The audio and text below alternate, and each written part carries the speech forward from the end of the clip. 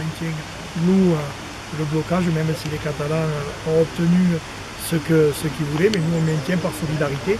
Et je sais que les agriculteurs catalans vont venir nous rejoindre pour créer des liens encore plus forts, parce que je pense que la défense du Mercosur, elle ira avec l'entente de tous les pays et une force des agriculteurs de la base qui vont se révolter tout simplement à Bruxelles. Tu disais que tu parles des agriculteurs éleveurs des Pyrénées. Tu ne parles pas plus loin, c'est-à-dire les Espagnols ils vont chercher des céréales en France. Et avec, qu'est-ce que ça peut passer avec le Mercosur alors? Eh bien, si le Mercosur est signé, pour nous, agriculteurs français, c'est une grosse conséquence parce que les agriculteurs espagnols achèteront la céréale à ces pays-là et surtout il coûtera beaucoup moins cher. Mais la problématique qu'il y a, c'est que, dites-vous que les gens n'achèteront pas que la céréale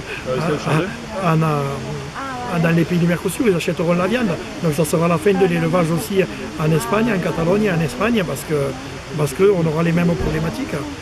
Les gens aujourd'hui voudront acheter toujours à plus bas prix et nous on va disparaître petit à petit. C'est pas la première fois que vous bloquez la route, mais depuis la dernière fois, vous avez obtenu quelque chose de votre gouvernement? On en obtient petit à petit, mais nous dans notre département aujourd'hui, on le voit avec les crises sanitaires qui ont touché l'Espagne sur la fièvre catarrhale, la FCO, et nous on veut obtenir ça, on veut obtenir du protectionnisme, on veut obtenir du soutien envers le monde agricole parce que pour nous c'est une grosse importance.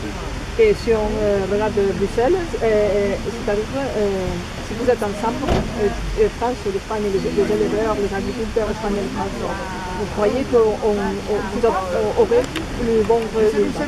Mais je le pense. Plus on est nombreux, plus on sera fort et plus on montrera qu'on est déterminé.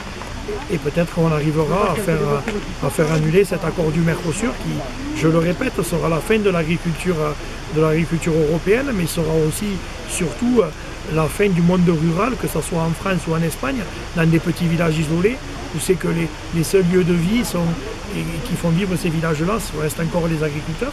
Moi, c'est cette crainte-là, c'est la crainte qu'on va disparaître petit à petit, et surtout, les grosses conséquences qu'il y a, c'est au niveau de l'environnement. Nous, que ce soit en France ou en Espagne, on a des normes drastiques sur l'environnement, alors que dans les pays du Mercosur, ils ont le droit d'utiliser des hormones de croissance, les OGM, la déforestation. Voilà, c'est tout ça qu'on veut protéger l'environnement. Il ne faut pas oublier un truc, c'est que la terre, on l'hérite de nos parents, mais on l'emprunte à nos enfants.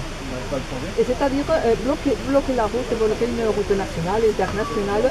Il y a beaucoup de transportistes qui portent le céréales d'un côté à l'autre. Peut-être bloquer la route, c'est la solution? Non, mais on ne va pas la bloquer. Là, on la bloque parce qu'on fait la conférence de presse. Mais dans 10 minutes, on va ouvrir, on va laisser passer les gens. Après, on va rebloquer, on va discuter avec les gens qui veulent discuter avec nous. Nous, on n'est pas là pour se mettre la population à dos. On n'est pas là pour empêcher les gens de travailler. On est juste là pour montrer que nous, on existe, que nous, on veut continuer à exister et que nous, on veut défendre notre territoire. Merci beaucoup. Merci beaucoup.